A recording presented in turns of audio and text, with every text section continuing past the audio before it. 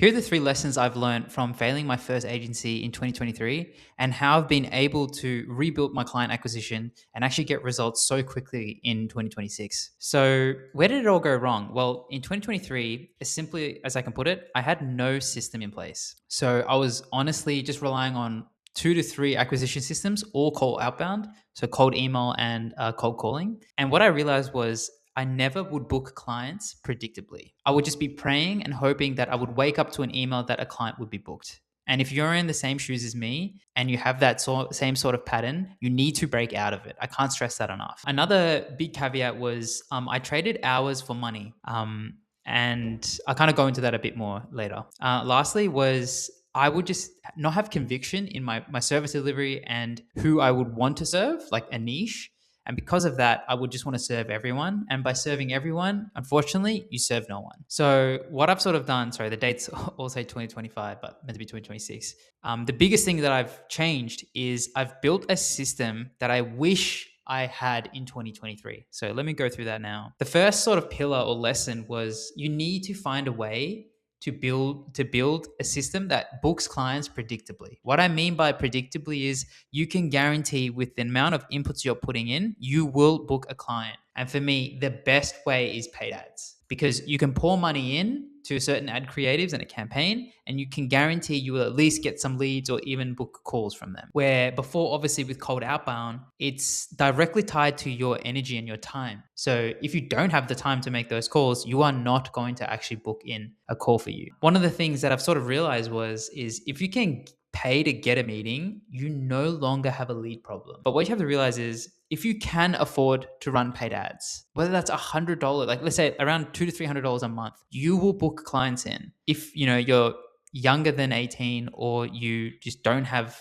the money to run paid ads, stick to cold calls. With cold calls, you can learn the tone of business owners. You can understand where the value is for business owners and prospects, and then you can use that to your advantage in your next call or even your sales pitch. That's valuable. Now, the second lesson is you need to leverage your time. Obviously, when you're doing cold outbound, your time is directly correlated to whether you book a call and hence your results. What I noticed was in order to reach more people with less effort, I would need to make content. I would need to put myself out more. I would need to be smarter. And the reason why content like compounds and is such a valuable tool in 2026 is number one, all business owners are scrolling on Instagram, even though you might not think they are. They are. And number two, they also want to educate themselves. And the reason why education-led buying is so important is you want to know whether what you're buying even makes sense, and you will educate yourself up into a certain level of degree. And until you do that, you most likely won't buy. So if you have content on your YouTube page or on your Instagram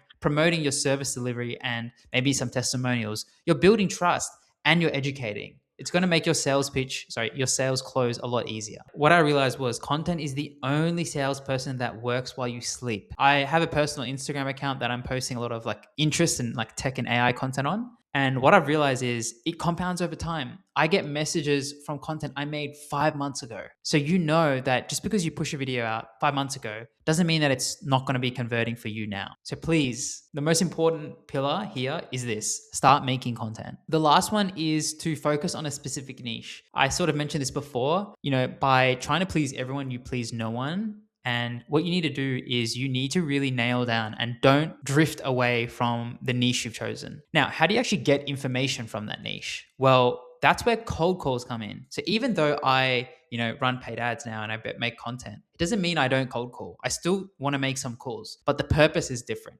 I'm not trying to sell. I'm trying to learn. And the fastest way to get information from the market is to either, send them an SMS or call them. And if you're a general human, you can actually set up a conversation and actually learn from a business owner. And that's so valuable because your return on investment is really short in order to just learn something. So yeah, definitely a mindset shift that I had was cold calls aren't for selling for me personally. They're for market research, and it just helps you compound your offer and how you want to present your content even. As you can see, the biggest thing for me personally was that I just had to rebuild a system that was predictable, which for me was ads, a system that could have higher leverage tasks, which was content, and a system where I could really nail one particular ICP, which was going into a niche. And by doing those three things, I've already able to book calls consistently. I actually launched a campaign 2 days ago. I've already booked calls from it. I've gotten like 4 or 5 leads from it. Goes to show that it doesn't take that much effort until you actually start booking calls predictably for your agency. If you found this valuable, please let me know below. And I'll be going through every single comment and responding to every single person individually. And yeah,